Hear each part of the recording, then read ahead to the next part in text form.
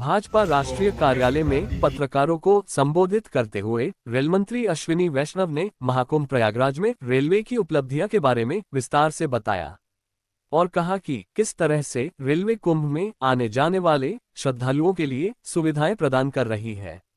वहीं रेलवे की मुख्य परियोजनाओं के बारे में विस्तार से बताया कि जिसमें दिल्ली में बृजवासन railway station, Sarai Kale Khan railway station, Anand Vihar railway station New Delhi, railway station Delhi cantt, railway station Sarai Rohilla railway station का खास ध्यान रखा गया है।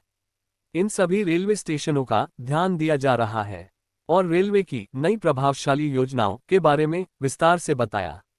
आइए देखते हैं दिल्ली से प्राइम इंडिया न्यूज के विशेष संवाददाता रोहित कुमार की ये रिपोर्ट। सबसे जो इम्पोर्टेंट है, दिल्ली में ज्यादातर स्टेशंस बहुत पुराने हो चुके थे, उनका रीडेवलपमेंट का काम कभी हाथ में लिया नहीं गया था। तो दिल्ली में 13 महत्वपूर्ण स्टेशंस हैं जो कि दूर दराज से आने वाले पैसेंजर्स के लिए, दिल्ली के निवासियों के लिए, यात्रियों के लिए, ट्रांजिट करने वाले यात्रियों के लिए इन सबको सुविधाएं देते हैं।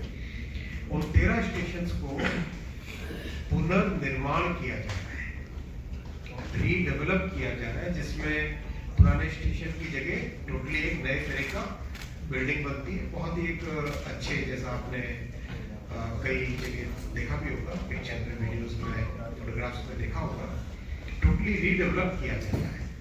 आपने सभी ने सफदरजंग स्टेशन का प्रोग्रेस तो देखा ही है। सफदरजंग G+7 लेवल का बनेगा, तो वैसे ही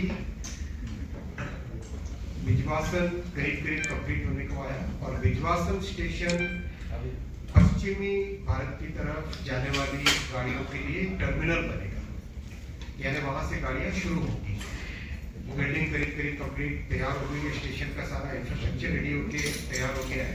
जस्ट कुछ फॉरेस्ट की मुद्दे जैसे ही कंप्लीट होंगे, ऑनरेबल हाई कोर्ट से जैसे उसकी परमिशन मिलेगी, वो काम आगे बढ़ेगा। सराय, मैंने आपको ऑलरेडी सफदरजंग के बारे में बताया।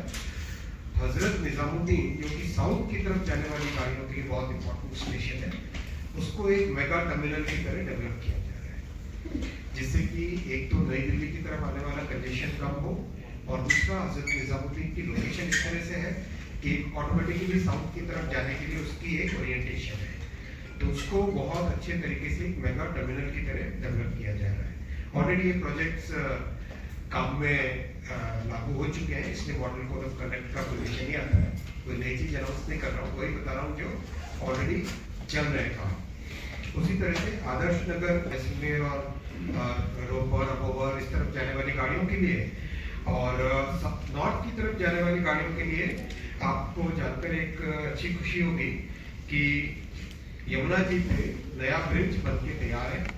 काफी कॉम्प्लेक्स था ये प्रोजेक्ट, क्योंकि परमिशंस में supreme court, honourable high court, honourable supreme court उनके भी विषय थे।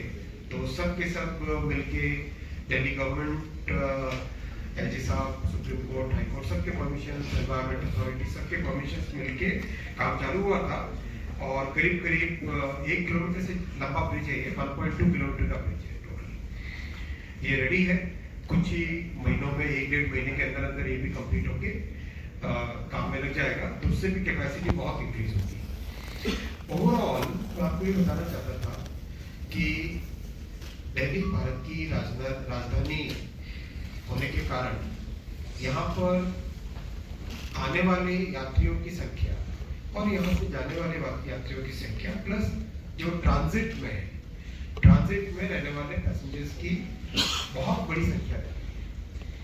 तो किस तरह से इतने बड़े शहर के लिए कैपेसिटी बढ़ाए। अभी करीब 700 गाड़ियां, 700 के आसपास टोटल गाड़ियां डेली दिल्ली में आती है या जाती है, दिल्ली हैंडल करता है 700 के आसपास गाड़ी।